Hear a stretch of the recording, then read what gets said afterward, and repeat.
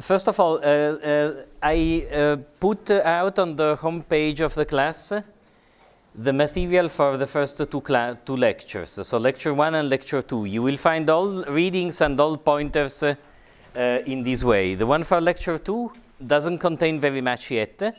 It just contains, I think, the pointer to the Git repo for the code.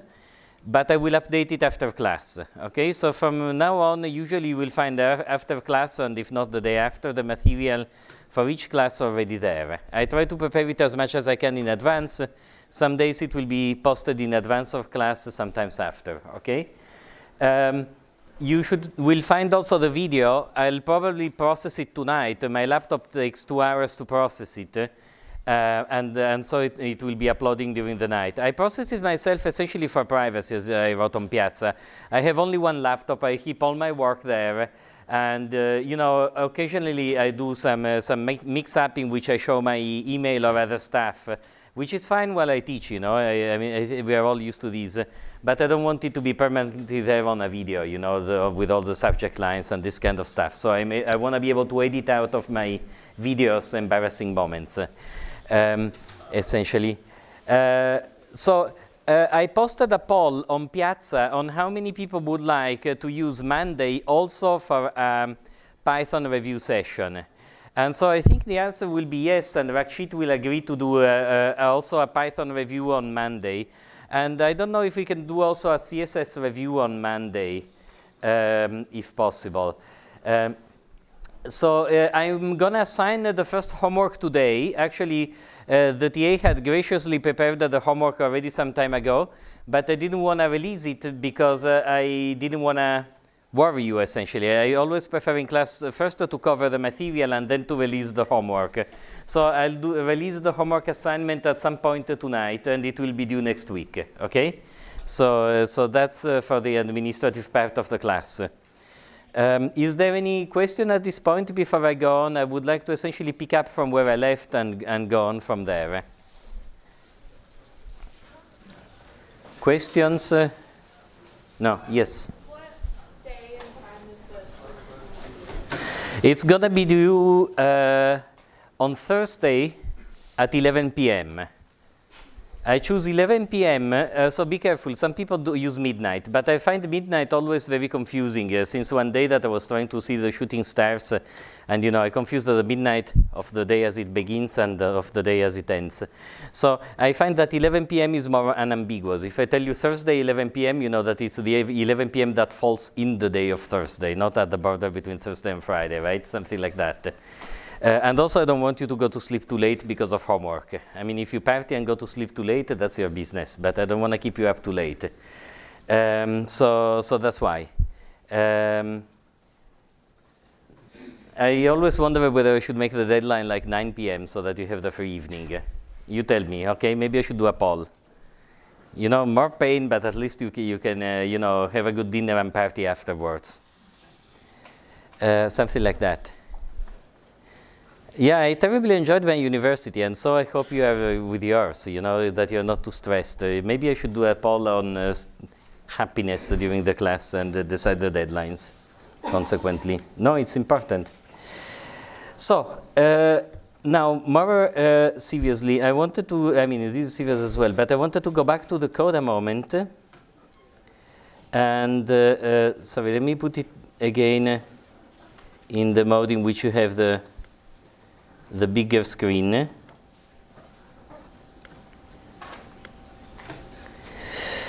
And let me recap a little bit what we did last time. So we can have this bottle server file. At the top, I'm importing various packages that give me functions that I'm going to use. You see, get is this decorator that I use to define to which route the next function applies. Route is an equivalent one that works for any type of request. Template is what I'm using to return templates that are filled with information. So these, you know, prototypical web pages that contains holes that are filled. And static file is used to serve static files. Okay, so the thing that I want to we have this greet name method, and if we look at the greet template, it contains hi name, and then I serve an image. And I just want to go a little bit slower through what happens when you visit that page. Okay. So let me show you again these. Actually, maybe what is useful is that I can see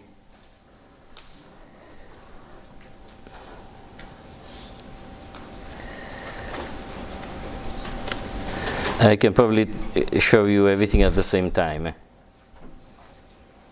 The template and the code that generates it. Okay? So, I now run that code. Let me, okay, a bit bigger. And I can say, actually, I think I had it running in another window.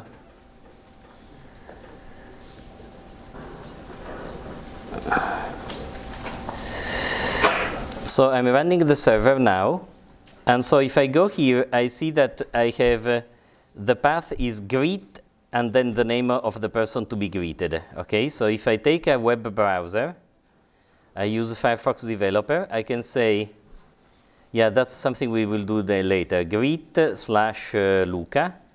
or maybe Luca with capital L or whatever. Okay, this says, hi Luca.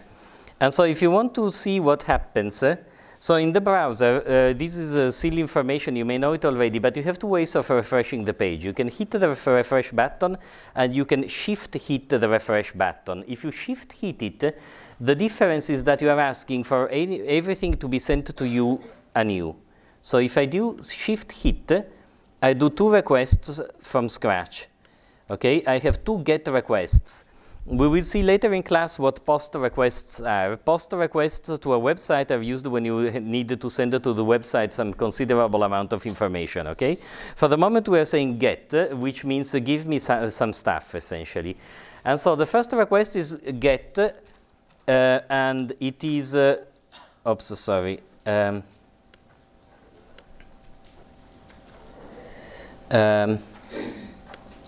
Hey. You see, I'm still a bit handicapped using these. I don't know exactly how to use it. Maybe at some point I should get annoyed and use Chrome, of which I was more familiar. So, because these are the 2 requests, and now I don't know how to eliminate this window, but this is useful. The first request was for this URL, greet Luca, okay? The status code of the response is 200 OK. And in a request via the HTTP protocol, there are also some other stuff that is passed around. They are especially important to us, and we often need to look at the request headers and the response headers. The request headers contain a lot of information, but some of it is accept encoding, and this says zip. This means, you know, I'm able to accept if you compress what you are going to send me. So web pages in modern web usually travel around in a compressed format. And another one that is important is this cache control, no cache. This means, you know, I don't want you to send me something that cached. I want the freshest version of what I'm requesting. You know, I'm not giving you a date by which I have an old version. This is because I did a shift load, right? And so you are getting the an object that has content length 53, is a text HTML, and has a last modified date, which is the date of the request, okay? And for the image, for the chicat, I also say no cache, and so I get it with 200, which means that I'm getting the real content. And you can, you see no cache. You can look at the cookies. We will talk about cookies later in class, but essentially cookies is individual information that is sent to your browser to identify you. And so here there are no cookies. You know, in Bubble, if there are any cookies, you have to set them explicitly. Here there are no cookies. No? There are no parameters, and the response is a cat, right? Now, if I do a simple reload, okay, you see that I have 2 get, but one response is 3 or 4.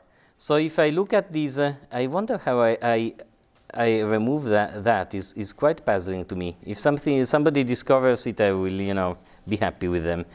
But you see, with the image now, instead of saying cache control no cache, cache control means max age is equal to 0, which means give it to me if I have an old copy. And in fact, you specify if modified since, and you say how old is the copy you have, no?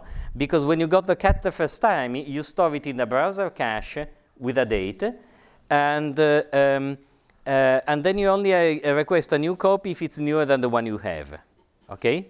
And so, in fact, in the response, you see that I mean, the response headers don't say very much. They call content length 0. You're basically not containing anything because the code says not modified. 304 is the HTTP protocol code that tells you it's not modified, so you can go with what you have already. Okay? Now I'm going in a little bit of boring detail on this somewhat elementary thing, just because it's easy to trip on it. It's easy to, you may modify some resource on disk or on the server, but keep the same name, and sometimes you request it, and it often happens that even though you believe that you have modified some stuff on the server doesn't know it's newer somehow, and so when you refresh with the browser, you don't get the newest version. So you have to be a tiny bit careful in that. It's one of the various things, various funny things that can happen. But moreover, and most importantly, I basically wanted to show you that you have all these various tabs here to check what is going on in your browser. The ones that I use by far the most are the network tab, because I want to be able to examine the various requests, and the inspector tab. It's really somewhat bizarre, because when I was in my office, the layout was different. I don't know if it's doing some sort of automated layout of where to put the things side to side or not. But this tells you the structure of the HTML code, and so you can essentially debug what's going on. Okay, so this is where we are at the moment. Now let me go forward a little bit. So the problem is this: that if I write a web page in this way, you see the text is not particularly appealing. It's in this standard font, and it says "Hi Luca" in this very sparse style. And moreover, the cat is now full size because the image is not being resized to anything in the browser, and so it tries to occupy as much space as there is. So how can we make a better web page, which will be part of your homework? Okay, so if we were to style a web page that has, I don't know, a title and 2 columns with a bit of text in each column, how would we be able to do it? And how are we able to then, change the color of the fonts and do this type of things? No? So this is part of what I want to do today in the class. So before doing that, so while I do that, let me leave the cat there. I mean, it's a bit enormous, but let me let it be there for a little while longer. And I want to show you various elements that you can use in order to compose HTML. So let me just create a branch so that I can save this code that I'm writing today. So git checkout branch class 2. So that you can find what I do in the class 2 branch, okay? So so far we have seen H1 and image and P for a paragraph, okay? P, and you can say this is a paragraph. What are other things you can have in a page? I'm just explaining to you the basic elements. The beauty of HTML, by the way, is that you can always inspect somebody else's code. So what are other common tags? A common tag is the one to do a list. You say UL and /UL to begin and then the list. And then you can say li first point and second point. Second point, okay? And if you serve these, I don't think here I have, let me do it because so I get less bored. Oh, reloader is equal to true. Yeah, but the reloader doesn't work actually. Yeah, it's a bit sad. It works when you change the code, but not when you change the templates. So it doesn't quite work for us. So if I reload these, okay, this is a paragraph, first point and second point. It's very small. Oh, sorry. I should. Oops. Okay. So it's very small. Okay, now it's more readable. Okay. So these are sort of text adornations that we can use. Now, more in general, when you lay out a web page, you have to imagine that you're sort of, I mean, the way I imagine in my head, and I think that Scott will give us a better overview of how to do this type of things. But when you want to imagine a web page, the way I do it is that I'm imagining I'm an old-style newspaper composer that has to compose the first page of a traditional newspaper. And so what you do is this. You compose by placing rectangles. Right? For example, let me try to do a very simple newspaper with 2 columns in another page. I may want to have a title that spans horizontally, okay?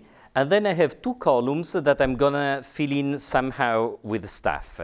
So you think in terms of rectangles, and a rectangle is the most general HTML element is called a div, a divider, okay? So if I have to draw it, and here I draw on the board, it won't be in the recording, but you will see the effect in the recording. If I have the whole page, what I want to do now is I want to have a div that will contain the whole content. You say, why do you need a div if everything is going to be in there? Well, I don't know, because I saw I'm going to be able to give it a nickname and call it, the content. So whatever I put there, I can refer to it somehow if I need later. Okay, it's just habit. It's not necessary strictly, but it's just a good habit.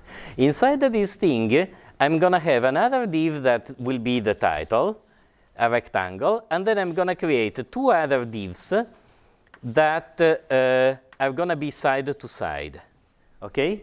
So how do you do this organization of where you place stuff, no?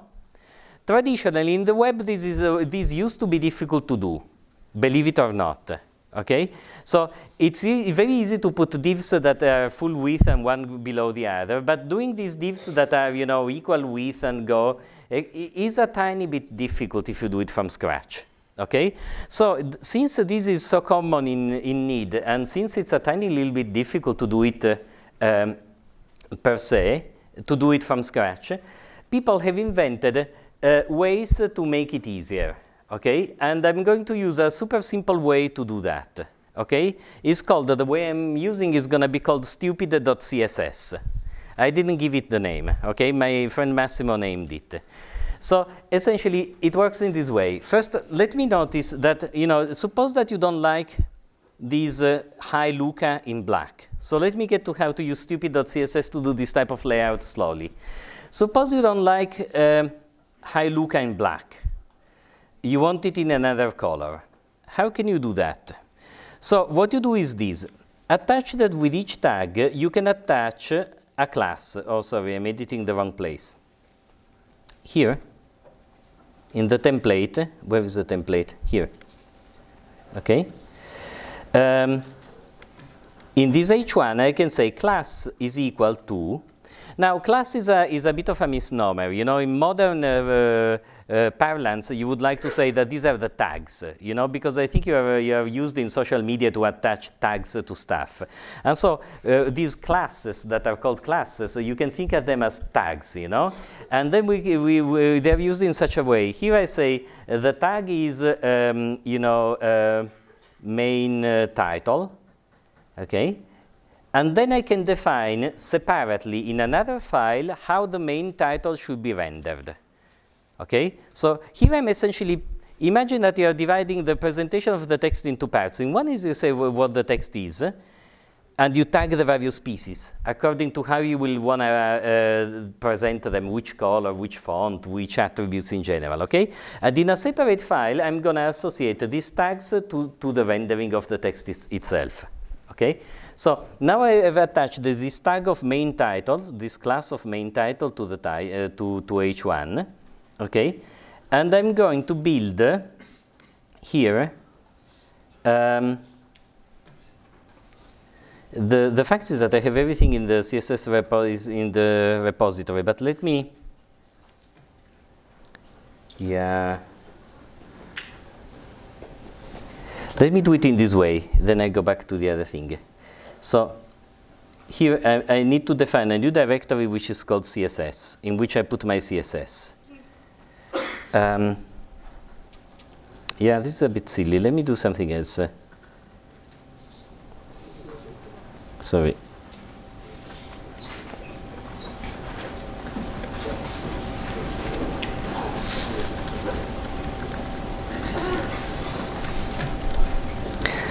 So just for in the interest of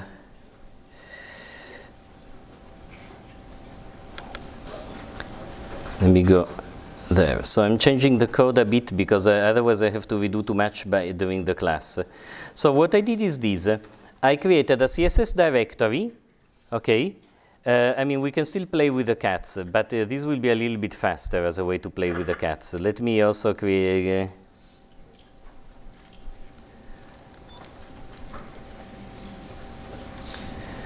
Okay, sorry, just to, so here I have put a file called stupid.css, which is the file that that Massimo created. Okay, now in the template, in the greet template, to greet the person and say that we hi Luca, image search is equal to that, I've added a head. This is, you know, as I showed you last time, an HTML page is divided into a head and a body. The head contains the declarations that are read before the body is displayed. And so here in the head I'm saying, please read this stupid CSS file. It's a style sheet and it's text CSS. And stupid.css, I just loaded it from the web, downloaded it from, you know, where it's like a, it's a file that you can download from a Git repo. You can search for it. There are instructions on the site, or you can get it from these. Okay. Not only am I getting that, but I'm adding another link href. So I also want to read the file called CSS and I don't know. I can call it simply myapp.css. Which means my web applications, right? Rel is equal to style sheet, and type is equal to text CSS. Okay, great. Yeah, my okay. So now, if I do this, I have to create another file here that is called myapp.css. Okay. Okay, and so far let me not put anything in it. I don't know, I put a single line so that it's there. So let's check a moment that I haven't broken anything. Okay, so if I continue, this is still running, so let me restart it. And if I reload the page, I should still see a cat. Okay, hi Luca. Okay, fine. I still see the cat and everything is fine. Now imagine I want to change the color of this hi Luca.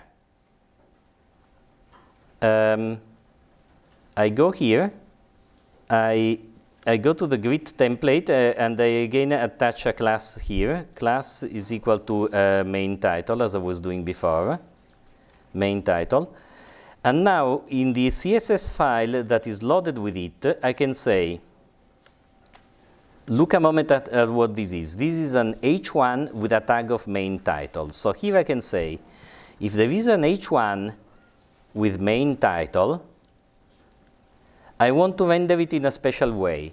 So the syntax of this thing is that you can say the element, this is the tag. The dot means what comes after the dot is a tag, so a class officially, okay? And this is the class. So if you see an h1 of class main title, you can have many h1s in your document. This rule will apply only to the h1s that are of class main title. And then I can say things like color, and I can choose a color like this. You can specify colors in hexadecimal. In fact, let's do that. It's a bit more general, okay? Which color do you want? I like this red, so at least it's well visible, okay? So if I do this now and I reload my website, I think nothing will happen simply because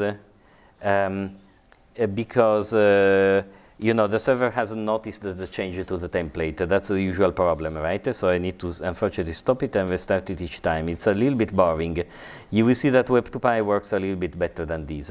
So, but when I reload it afterwards, this hi Luca has become red.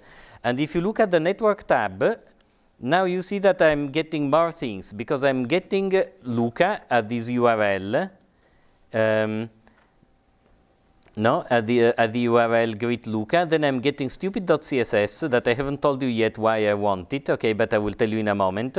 I'm getting my app.css, which is the specific CSS I'm writing for my page, and then I'm getting the cat as usual, okay? So I haven't told you much, but I've told you, you know, how to load these CSS files so that enable you to style what you are doing. And now, I want to try to style a newspaper page. Maybe we will have a smaller cat that, you know, will fit in one of the pictures. I kind of like that cat, as you may have understood. But we will have, you know, a general title, maybe 2 columns, and if I can, in one of these 2 columns, I'll fit the cat and some text, and in the other column, I'm not quite sure what I should be doing there. I don't know if Scott has any clever suggestion. Yeah, maybe I can have like a subtitle with inverted text that says, I don't know, hey, and another one of these things and a bit of text in between. Something like this would be useful, yeah, no? So, I mean, when you lay down the page, you have to sort of think in terms of these blocks. This will help immensely set it up. And the process is one in which you first do the rough cut. Again, Scott maybe is the super expert on visual design and art. But the way I do it is that I first, you know, do it by rough cut. Okay, I need these blocks in these relations. And then you sort of fine-tune it and give the right colors, adjust the spacing, and make it really beautiful, okay? Now, let's look at stupid.css, which will help us achieve that, okay? So if we go to, actually, we can be here, and we can stupid CSS. So you can search, but without the dot, because otherwise it gives you, okay, so this is the page that contains the documentation for the framework itself, okay? So it tells you basically, let me skip a moment, we don't need buttons now, we don't need icons now, but we need grid. So the grid is something widely used. And it enables you to position these kind of things. This says, if we read it, okay, that simple CSS has a simple grid system. You have a container class. That means this div, this rectangle I'm drawing is going to be a container, and they can put stuff in it. That is going to be organized in the container in a relative way. And then I have quarter, third, half, and 2/3, and 3/4, which are classes that I can specify to say how big is the stuff that I'm going to put into the container, right? So in order to do this, I can do a div for the whole content. Then I will have a div for the title, which can be a simple div, you know, not in a container. And then I will need a container div that contains these 2 columns. This is what I'm going to do first. The rest I'm going to do it later, okay? But let me create first a page with these, with title and the 2 columns. Let me get to that, okay? And the cat, I'll place it in one of the 2 columns just because I have it, right? So let me see if I do that. Try to catch my errors if I miss on the fly. Where is it? So here is it. Okay, so body. I'm going to remove this high, okay? No, well, I can leave it for the title. So let me do it in this way. I say div class is equal to main content. This is just my habit, okay? I could call it something different. This is stuff that I will put in place. Actually, this I can already put it inside, okay? I can move it here and have it there. Because inside the main content, I'm going to have the H1 title at the top. Okay, so fine, that does something. I can put it into the div title, which I prefer. So it's not necessary. Div class is equal to title, okay? So this step is not necessary, but I'm a bit of a cubist in my approach. You know, I like everything to be inside some div. It makes it easier for me to place stuff. It's probably not incredibly useful, but it organizes my mind as well as the code, right? Now I want to have another div below that will be the body of the newspaper page. How it is called? The div class is equal to, I don't know, a name. Like, how do you call it? Yeah, the body of the newspaper, you know, where the news are essentially. No, the whole of the news, multiple articles, but like, I don't know. Yeah, content, but everything is called content or body, right? So class is equal to, I don't know, whatever, news page. But then I also want to say that this is a class container because stupid.css wants you to label the divs that are going to have stuff inside with a class container, and then we'll do its magic, okay? So now I have these, and inside I need two columns. So I start by saying div class is equal to, and I want the two columns to be equal in size. You see, this is class half.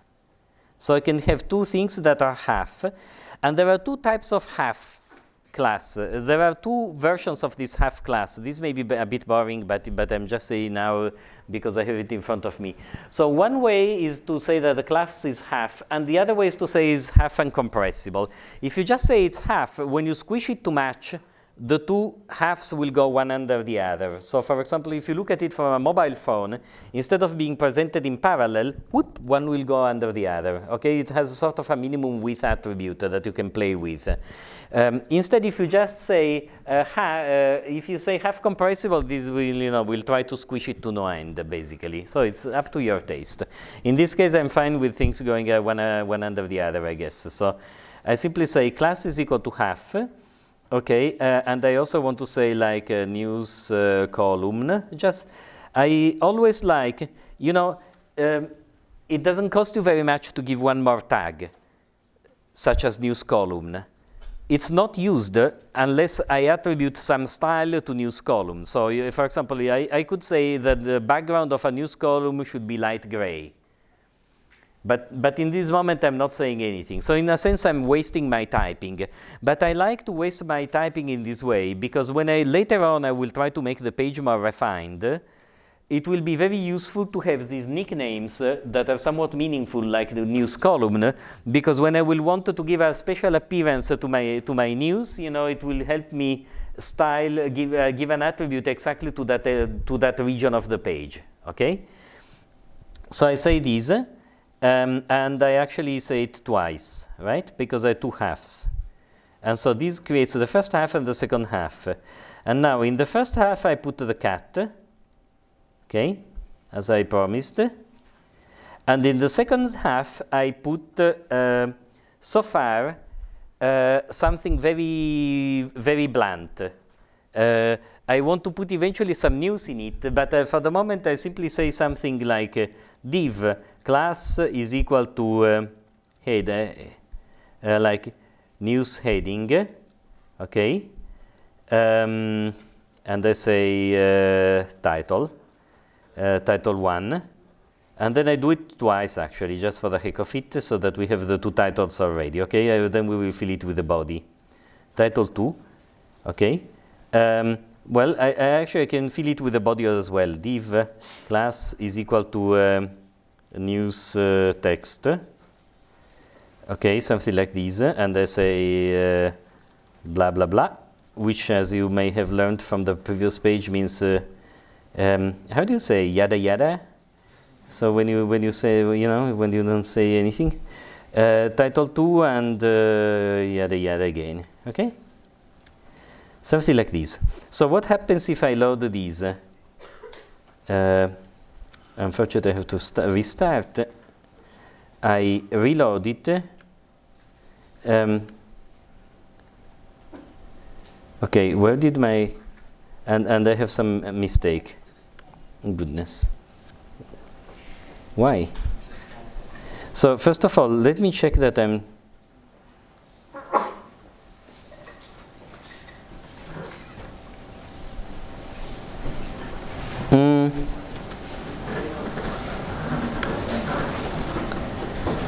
Why would it behave this way?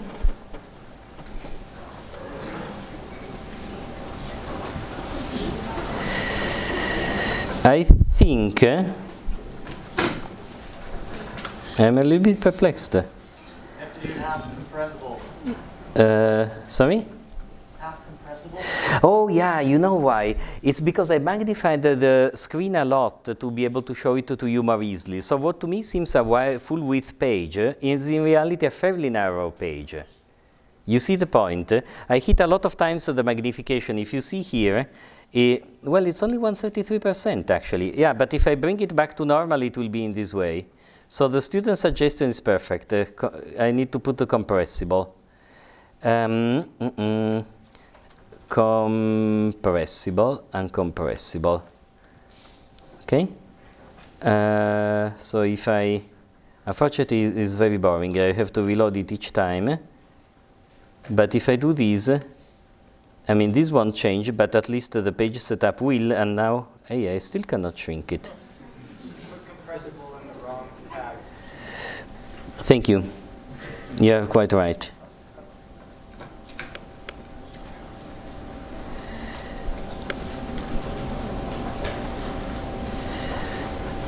No, wait. Where did I put it? It's here that it goes. Yeah. Yeah, I'm sorry. I'm also ham-fisted when I code, but doing it while you try to teach is more so.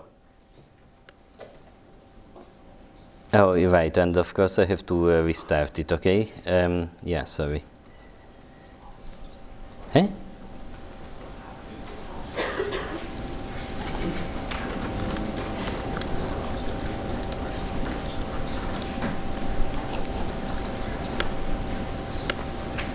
Okay, now I get the cat and the thing well sized. Okay, great. So this is good. It's not exactly what I wanted to do. I needed to add some text and I needed to style these things. But at this point, styling these things is a little bit easier. Okay, so for example, I can say.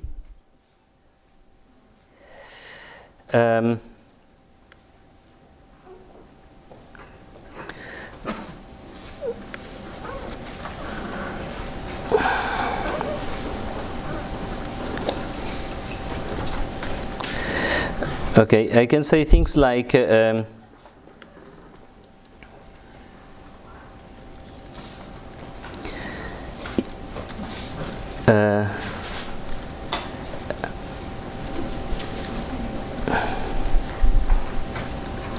don't know, I can say that the height of a news image is 100 pixels. Let me see if this realizes if I reload these. No, it doesn't. It's very boring. And then I can say that, what else can I say to style it? I can say that the title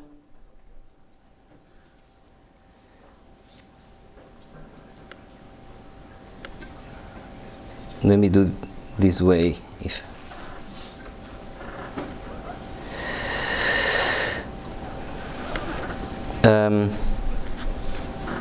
so the news heading, I can say, for example, div news heading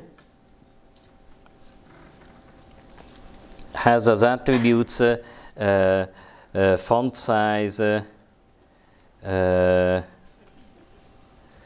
200%, so it's twice as high as normal. Then I may want some padding of, I don't know, 4 pixels is probably enough. And I want a background color that is going to be, I don't know, some dark color of my choice here, like, I don't know, blue, whatever. And I want a font color, a color for the font that is going to be white. Okay? So, for example, I can say these, and these various styling will be applied to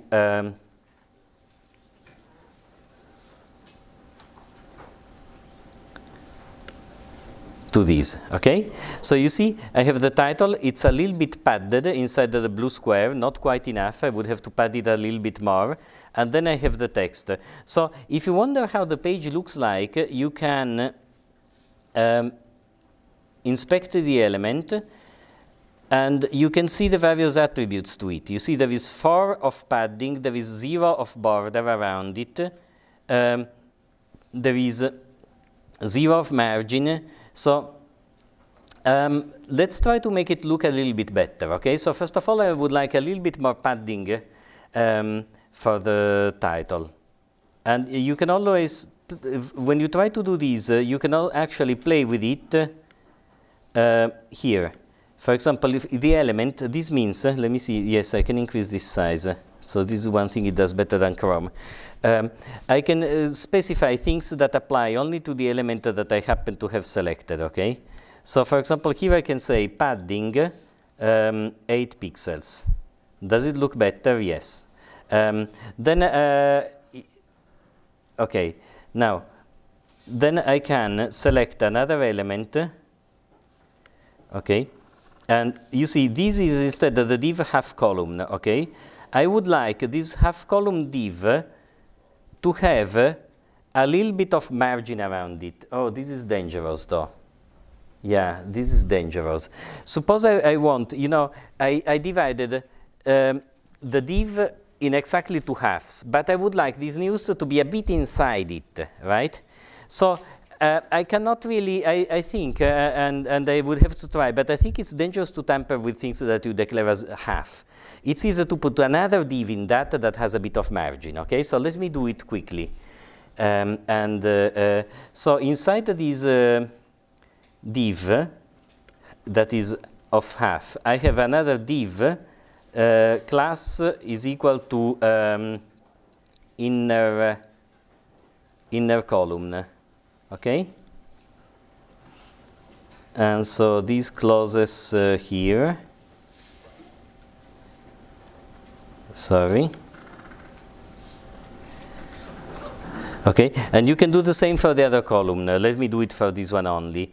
And then in the CSS, we can say that div inner col has a padding to what it contains. Yeah, you're right. It has a padding for what it contains of, say, 5 pixels. Okay? So if you, let's see what happens if I do this. Unfortunately, I have to stop and restart.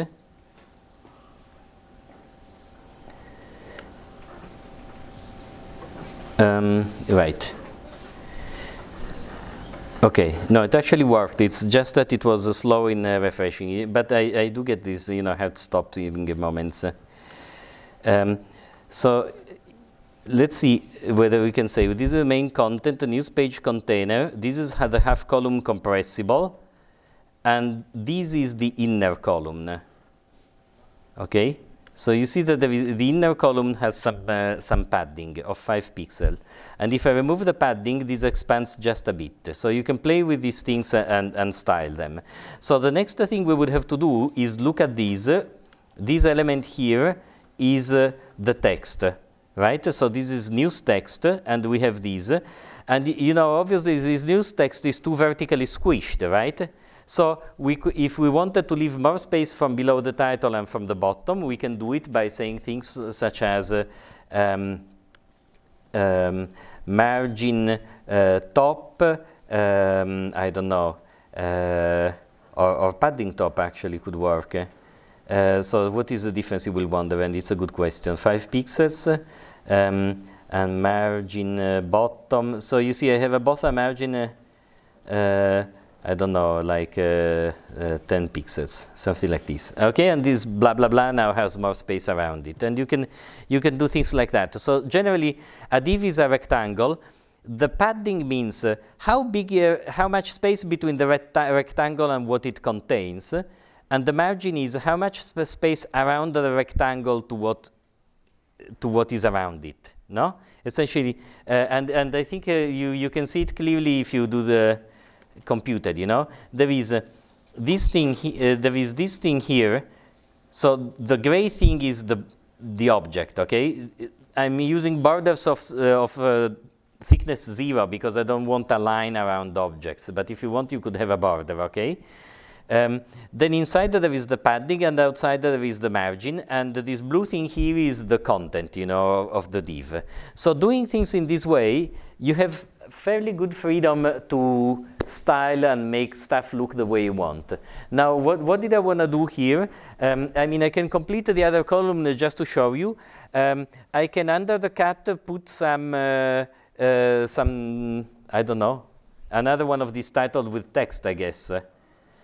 Maybe I should put a title above the cat, and then I you know, text below the cat or something like that.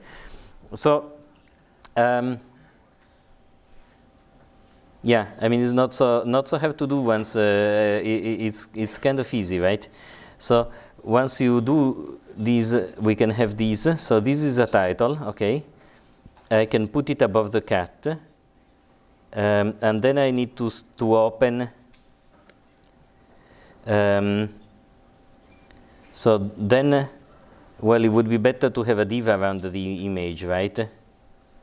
If we want to have everything in div class is equal to news. I think news image I already used it. So news box, whatever. Okay.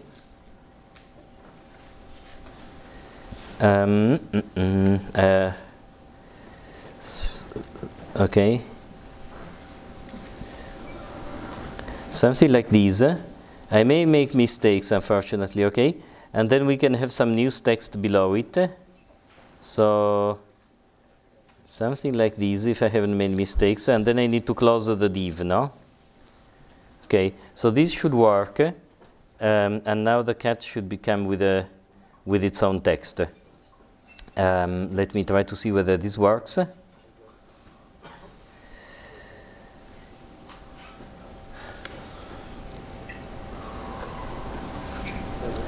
I wonder why it's so slow. It's just trying to load all the components. Okay, fine, yeah. So it's not great, right? I would need to add paddings and margins and every kind of thing. But this gives you an idea, you know, is a sort of web design 101. You think at your space as something that you can divide up and use, and you use these various classes to divide it up and use it. And the beauty of stupid.css is that it's very simple to use. That's why Massimo called it this way. I think he wrote it in frustration. In fact, I know.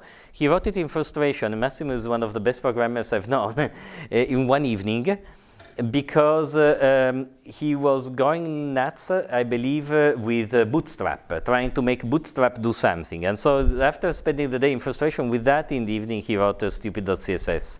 And I like it very much because it's one of the few ones, a few of these CSS frameworks that I totally understand. The Bootstrap has multiple versions and has always these very strange things that at some point you know, do something funny, and you cannot make it undo that something funny that it decides to do out of its own will.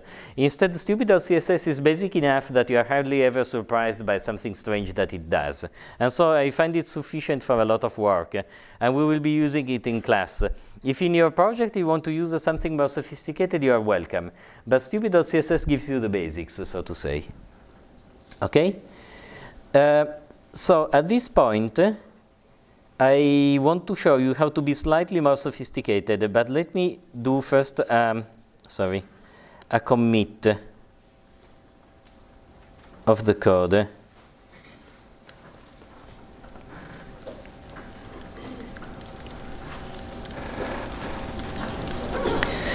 Okay. Questions up to this point? No. Is it too elementary?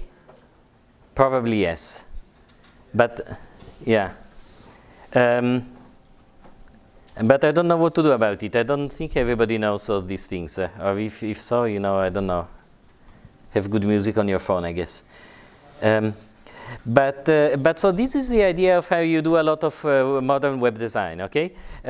You write some file that contains the layout and contains these classes. And in a separate file, you say how these objects that have those classes are rendered, okay? And in fact, this is used even in other ways. Suppose you want later on to have a title that toggles between red and blue, I don't know, according to something, or you know, a button that toggles from red to blue according on whether you can press it or not. No?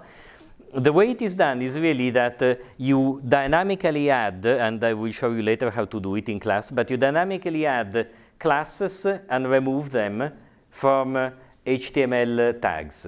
Okay? So you don't directly say in your JavaScript code or in the code when we will be coding, you don't say, hey, take this object and magically make it red. You will simply say, take this object and add to it the class red title. And now remove the class red title. You know, and then instead the declaration of the effect of red title will be in a CSS file. Okay?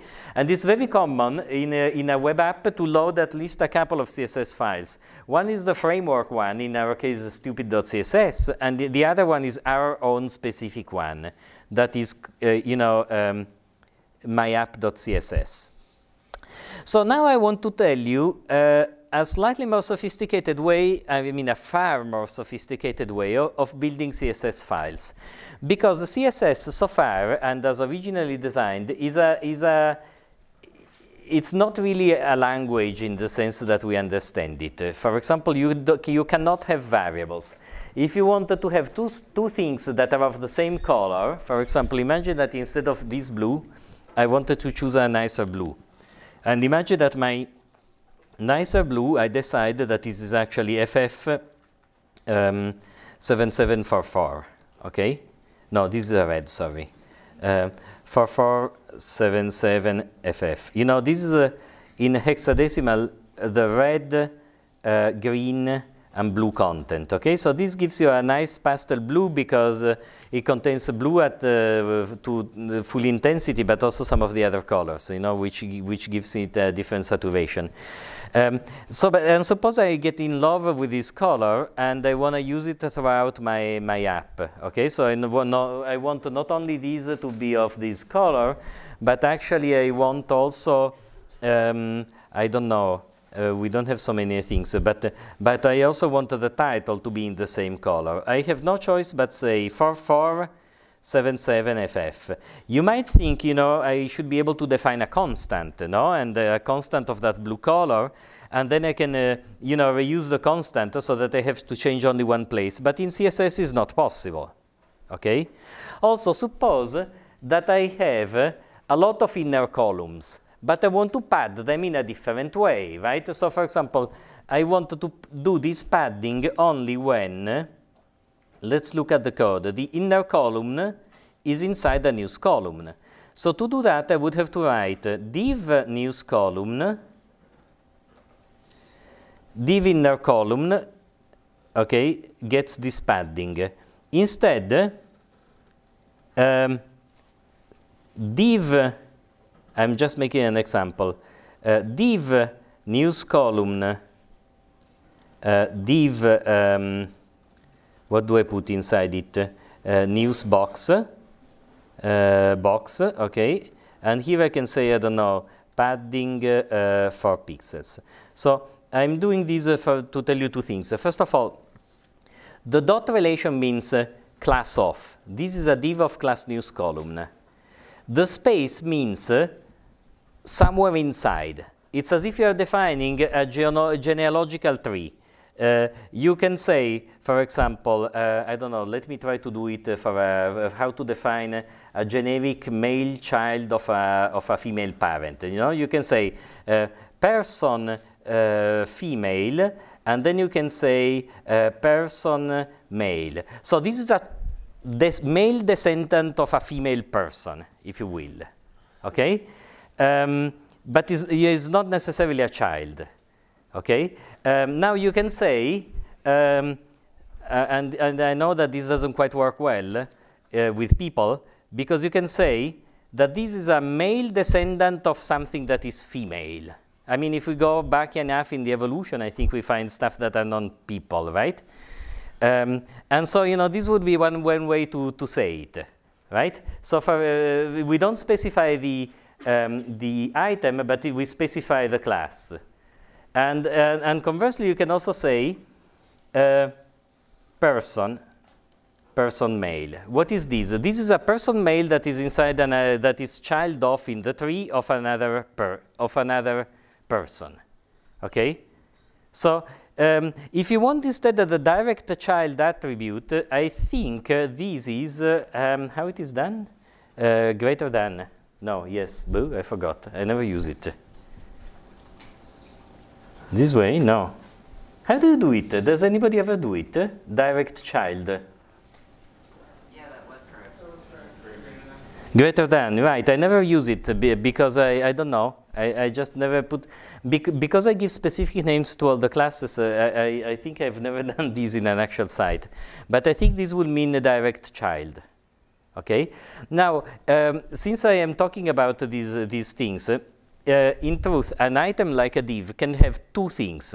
One is a class. A class is like a generic tag, right? So you can have many things that are of class newsbox. We can have many newsboxes all over the place.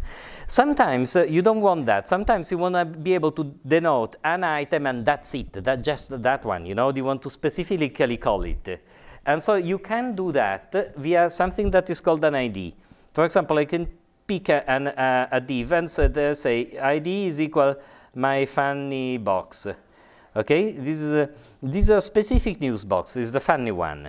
Okay, and if I want to refer to it, I can say, for example, div news column, div, and I use hash to say my funny box, and then I can say, you know, what I want to say about it. Okay. So there are if you use in multiple places an ID. The results are browser dependent. You know, it will what you say will only apply to one of them. It's not specified really to which one of them, the first or the last or the whatever. Okay, depends on the way the page is parsed on the fly by the browser. Now, the other thing that I really don't like about CSS per se is this. Look at these declarations. There is div news column, div news column, div news column, and I would like to somehow factor them, right? I would like to say, I mean, in a programming language, you can open braces and you can put in an entire block of code inside braces to say that this block of code is all executed, say, in the if branch of an instruction, right? And we would like to do something like that. So this CSS is very silly in some way, because for each one of these lines, it has to specify exactly the path from the root and which the conditions apply to the piece you want to color, okay? So I personally dislike this way of doing things quite a bit, okay? It's just my personal take. I think I want to work with a better language for creating my CSS. And so what I'm going to explain you now is a sort of semi-optional part of the class, but one that I will be using throughout, and it sort of uses a sort of saner of mind approach to write CSS. And, you know, I like it, but not everybody is, you know, sold on it, I guess. Let me commit to this. Sorry, I have these somewhat silly commit messages, but I need to commit because otherwise I cannot show you other code.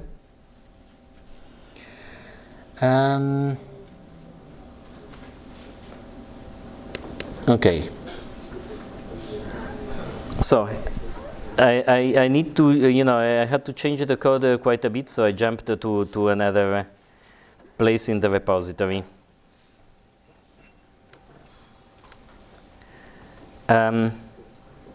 Let me tell you what I'm doing. I'm using essentially a language to produce my CSS. Okay, so I will write in something that looks really like CSS, but only a smarter version of CSS. And this will compile what I write into CSS on the fly. And I find it a saner approach of doing things. But you have to do a little bit of setup. And this is why I've put this into the Git repo so that you can essentially copy my setup. The first thing you have to do is download a tool named Compass. Compass is unfortunately written in Ruby, and so you need to install Ruby. So we will provide installation instructions for these, which I stress is optional, but is, maintains your sanity, in my opinion. You will find the installation instructions on the home page. I think and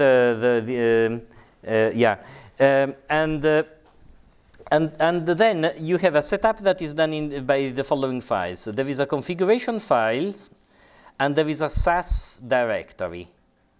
So let's go through them a moment. The configuration file is very simple. Most of this is all commented out. But I say essentially HTTP path is equal to /. This means, okay, the root is the root. The CSS div is called CSS, which is true. You see, there is the CSS directory.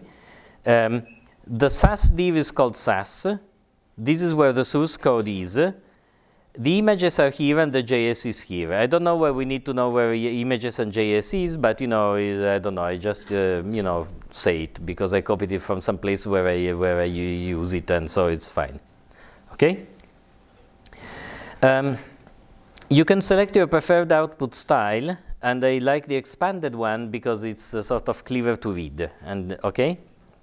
Now, once you have these, you do the following. Wait a moment. There is a main file that is called, where is it? Where do I specify that?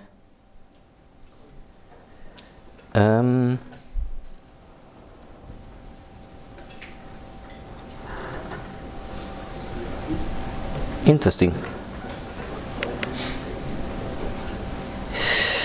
Okay, so there is this myapp.scss, which is my main file. Okay, this contains imports of packages that help us produce CSS. For the moment, you can leave it as it is, and you can explore them by need a little bit. Okay, so this file essentially you don't need to change the first part. But then we can import other pieces, which means essentially read them in and use them, constants and main. And they are not the main files because they have an underscore in front. Constants is a beautiful place where we can define constants, and these are our constants. So you see these colors that I use all over the place, or maybe these spacings that I want to use uniformly many places. Now I can define them as constants. Color highlight, color red, color blue, color light gray, and I could define other things. For example, they don't need to be all colors of the constants. I can say, for example, I don't know, like measure I don't know, measure big is, I don't know, 20 pixels, okay? So you can essentially define constants that start with $, traditionally, that you can use in other places, okay? Now,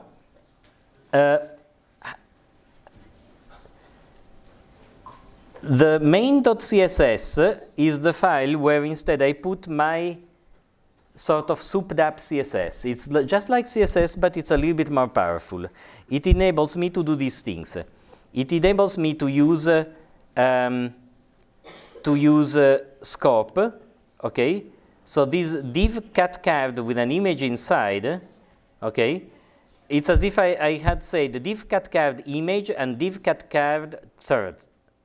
Okay, so essentially it enables you to use scoping, and it enables you to use constants. So let's look at the page that comes out of these, which I prepared for the class a moment.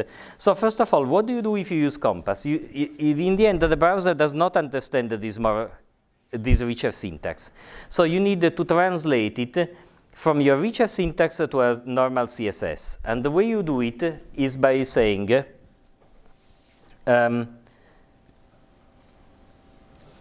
Compass watch, and you have to say the name of the directory where you have the configuration file, that config.rb. So it's dot, because it's, I wanted to watch the current directory.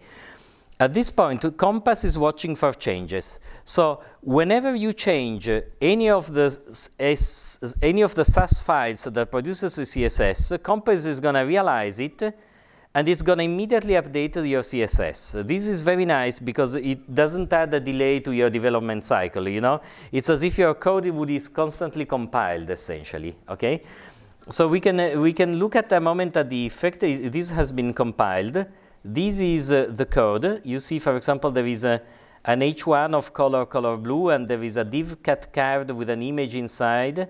And if you look at the code that has been produced, which is in my app.css, you see, div main content, div cat card image, height 16 em. And here you have the line in your source file that actually produced that.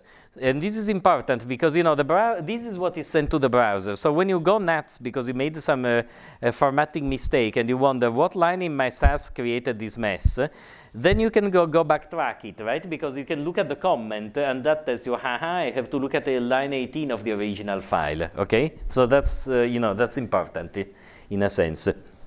And now let's look at how this page looks like.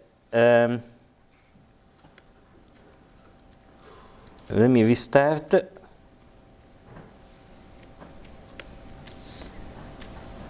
This looks the same, but let me see where I put the code actually, which I forgot.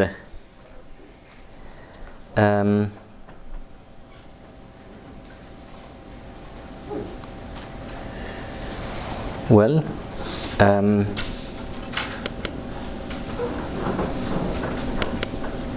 oh yeah, it's called cats template, and the cats template is called by cats. So I have to say, instead of greet Luca, I have to say /cats. Okay? So this is another way. I produced a web page in which I say some cats. Okay? Then the page is composed out of horizontal cards. So let's look at the structure a second, okay? Here, in the cats template, is something similar to what I did before. I have some cat containers, which are, which I call, I call them cat card. Okay, I have a div that is a cat list. In the cat list, there is a set of cards, one for each cat. Okay, and then I divide each card, which is like an index card on paper in my mind, into three parts. The rightmost part is the image of the cat, and the rest, 2/3, is some text associated with the cat, right? So I say, in this third, on the left, there is an image, Chi0, and in the rest of the 2/3, there is a cat description. This is a happy smiling Chi, okay? And then there is another card below, okay? And so this is what happens when I render it. And now I can do various things. For instance, imagine that here I want a small title, okay? And so I can say, for example, I can say div class is equal to, I don't know, desk title. Okay, not a very beautiful thing. Okay, but like happy. I'm just giving you an example because I want to show you a couple of things. This is, pensive, something like this. Now imagine that I want to have this text appear in some color. So I go into my main.css and say that in a cat card, you see I use scoping, and I can say that a div of how did I call it? Desk title, some horrible thing, yeah? And I want to say that the color is, and so here is something that I forgot how to do, but I can find. I don't know, are you an expert of Compass? No. Who is an expert of Compass? Nobody is. Okay, absolutely great. So what I want to do, because I usually copy from myself, and I want to tell you this, there is a theory of how to use colors. Maybe Scott will tell us better, but normally when you design a web page, you have a main color that in this case it might be this blue, and then you try to build the things that are in the shades of compatible colors. So there is a way that Compass gives us, and that maybe it's useful actually that I show you where to find this documentation, because if you need to be able to find stuff out by yourself in this class. So I want to take this color and I want to make it 10% lighter. Normally, this requires you diving into an image editor, taking the RGB values of the color, using one of these sliders to play with the saturation and lightness, etc. And it's not, you waste 10 minutes by the time you're done, right? Because then you have to cut and paste this value back. And in reality, think of the nightmare, I make it 10% lighter, and then Scott comes and tells me, look, that blue is horrible. You have to really use the blue that has this other shade, which is now what is fashionable. No, I'm not so sure he would tell me that. But then I would have to, from zero, use the other blue, and we derive the lighter shade, the much lighter shade, the a bit darker shade, the real darker shade of that other blue, right? It's complicated. So Compass gives you a way to lighten and darken shades of color automatically. And I forgot how to do it. I would copy myself from some other code I've written, but instead let's try to search it. Compass darken color, or color. It would tell me how to lighten it as well. Compass documentation. You say, and I can, for example, adjust saturation, scale lightness, but there is a comment that this was just darken. Okay, thank you. SAS lighten color. Right. I don't know, am I looking at the right one?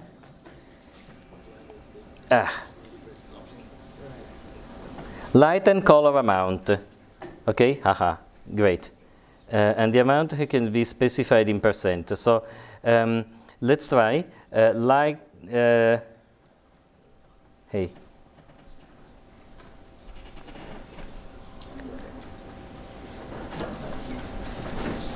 Lighten, yes, you search a lot and then it's the obvious thing, but whatever.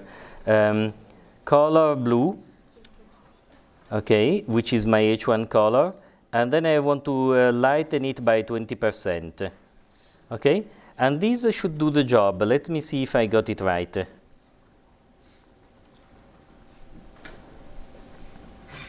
I go to the cats. It's still loading, right? So, yeah, you see, this is 20% lighter. It's too light, obviously, right? So I would have to choose a lesser value. But this is very useful because this helps you generate a uniform color scheme. There are other things you can do that are more sophisticated. For example, let me try to do these. I want these titles to be inside a rectangle with rounded borders, which normally is a nightmare, because doing rounded borders is not actually compatible in all browsers. And this is one of the advantages of using SAS and Compass, that it becomes quite easy to do that, even though I've actually forgotten how, and so I will have to dive into the documentation again. But so before I try to do it smartly, let me try to do just a rectangle, so having essentially that happy and pensive appear in a rectangle in reverse colors, okay? Let me do that as first step. So I go here and I edit my cut card desk title, and so I say go color, and first of all I say darken, okay, by 10%, because I think it will look better. Then I want to say that I want a padding of 6 pixels, because so it will be, if I invert the colors it will be better. So also this will be background color, not color, because the color will be white, okay, color white, font size will be 160%, for instance, yeah, and yeah, let's try what this gives. I think this may not work. Oh yeah, it works. I don't need to reload. Okay. So this is kind of okay, but the corners are not rounded, right? Now I have to round the corners. Normally it's complicated because CSS and HTML started as simple languages for the really old web. And then the various browsers manufacturers added capabilities to the browsers, often in incompatible ways. So in the good old days, I mean, there is a different way to say that you want rounded corners in browsers that originate from the Internet Explorer or Mozilla or Safari or whatever basic engines. So to keep track of these things yourself and make sure that the thing looks the same in all browsers is complicated. So rather than doing that, we rely on Compass and on the authors of Compass to know how to do that, and we use their macro. So this is, you see, when I was here, you see that in my app.css, the main app, I'm including this Compass border radius package.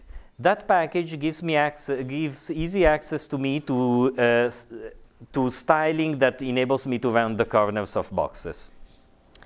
And so I go here and I say compass border radius example, right? I mean, you quickly understand that all you care about in is okay. I mean, look at how easy it is. I cut and paste it here. Okay, and I include this border radius macro for not 25 pixels, but maybe, you know, 8 pixels will be quite enough. Okay, so that's all I'm doing. And when I'm saving it, I can go to the page here and check that this is being continuously compiled. Okay, so if I now reload, sorry, I'm going around in circles. Where am I? If I go here and reload this page, yes, now the corners are rounded. And if you look at the actual code that was generated, it's code that I personally wouldn't want to have to write myself, because you see this mambo jumbo for Mozilla WebKit and border radius. You know, you don't want to have to care about that, really. I mean, it's better to use a macro and generate the code. Okay? Yes? So you use the radius for, you use compass to do that? Yes. So should you avoid trying to do the SAS in the SCSS file, like using SCSS commands then for browser compatibility? The SAS files I write are not served. Okay, so let me go a moment to the organization of these files, which I think is your question. What the content of this SAS directory is not exposed by the server. You cannot actually read those files, because if you look at my server app, what are my static routes? I have one for images and one for CSS.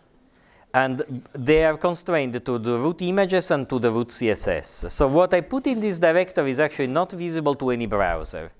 And there is my compass command, the one that watches the directory, that periodically detects changes into this directory, compiles the myapp.css, and that one gets served. So to the browsers, I'm serving the low-level stuff that they expect. And it is compatible among browsers.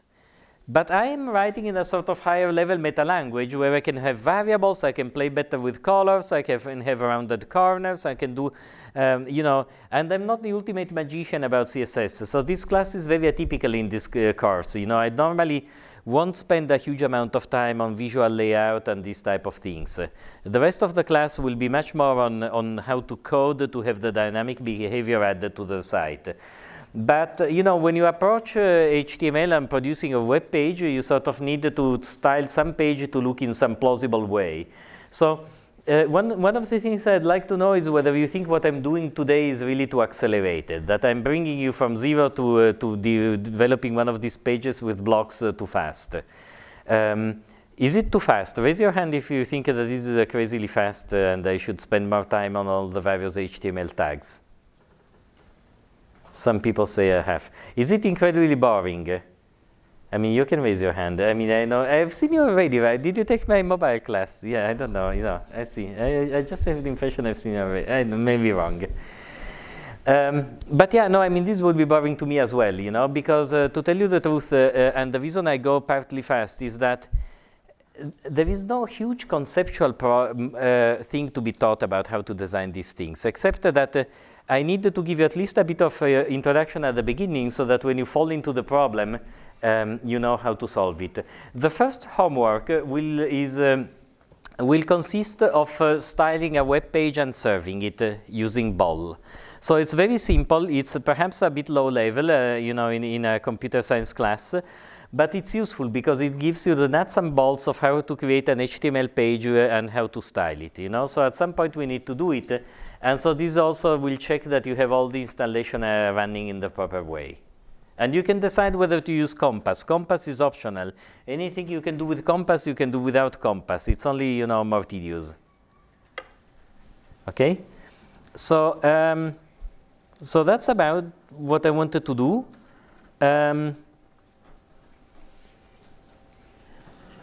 Let me maybe commit.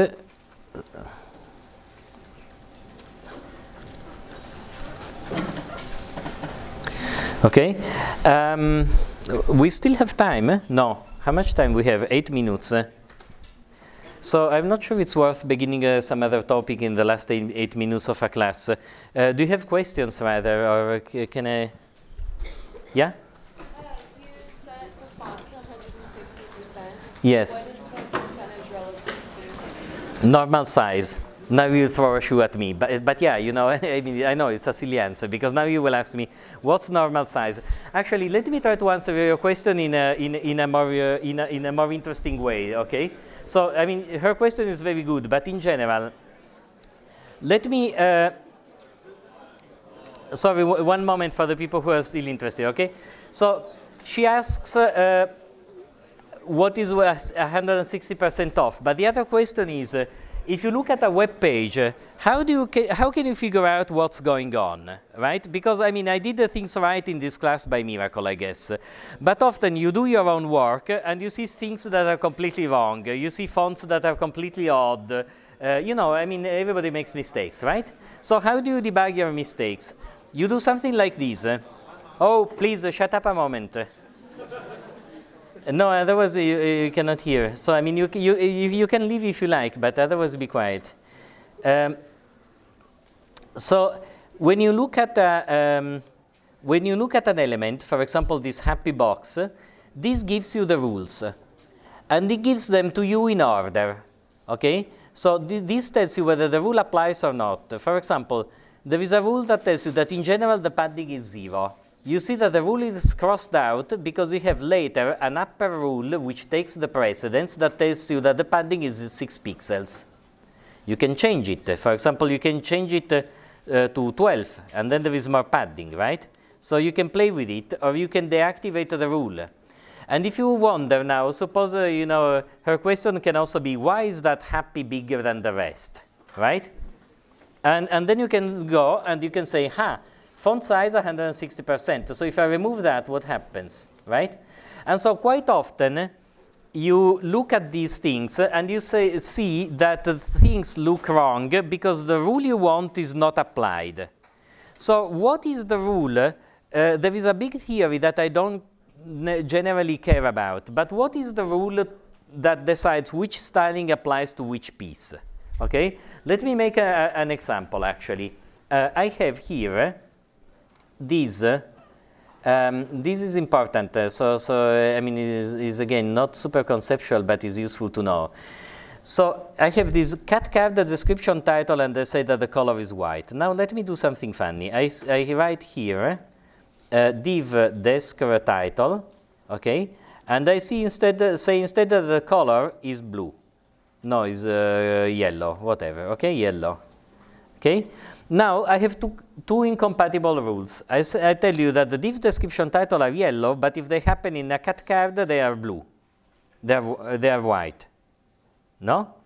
Which one of the two will get applied? Well, let's try.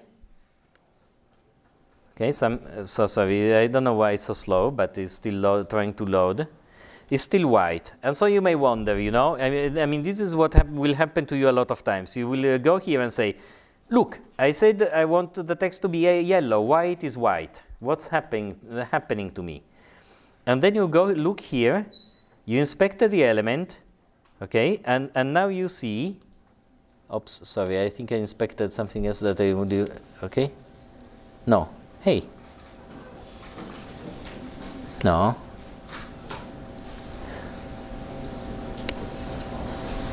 Bizarre.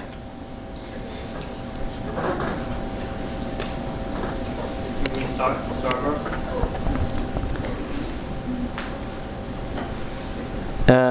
Yeah, maybe it's that, but I don't know that it's that. Let me restart it.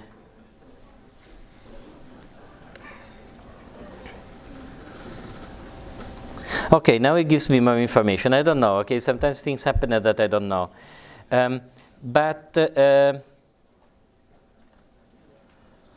You see, it tells me that the rule for yellow is disregarded. You see, I can see two rules for color. It tells me that color is white, and this is observed. Color is yellow, and this is disregarded. And then, you know, there would be a font family rule, and etc., etc., inherited from body. So why is this disregarded? The official rule, I always forget it because it's one of these, you know, super complicated definitions. But it can be boiled down to these. The more specific the instruction, the more likely it is to be observed. Okay, so this means if I say div main content, div description title, this takes the where am I? Yeah, so the rule above is more specific, right? Because the rule above applies to things that not only have description title in main content, but also happen in a cat card. It's a sort of more specific instruction. And the rules for what is more specific, you can imagine that are maddening, right?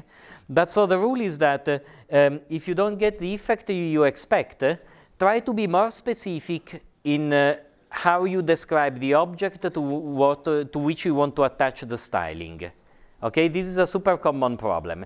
The other super common problem is this. If it is you in charge, things are easy. In this case, I am in charge. I am defining the structure of all the divs, and so I can be as specific as I want when I color something or when I say the styling of something. But other times you go completely nuts because the object is not produced by you, but by some funny framework that has put it there on the web page, and you really don't know what to do about it. And so when you go truly nuts and you say, no, look, I don't want to bother with it. I just really want this color yellow to please to apply, and everything else can go to you know, away. And so you can say important. This means browser, I don't care what you think, but just follow these. Okay? And so if you do these, let me restart for safety in case it doesn't you know, take automatically. But if you do these, then the yellow is observed. And you can say that color yellow is important is observed, whereas the color white is overridden because in this case, you know, I used... Now, using important, people consider it one of these very unpleasant hammers that you have that is too strong. And because if you use it too often, it's difficult to say which important clobbers which are important, okay? But in other cases, it's your only way to preserve your sanity in case the HTML code is not made by you, and so you cannot necessarily be more precise easily and override these crazy rules. Okay, so that's yeah, that's a long answer, tangential answer to the question. Okay, other questions? Okay. I mean, from now on, we will be more in the programming sphere, but I hope that this is at least useful to lay things up. Thank you.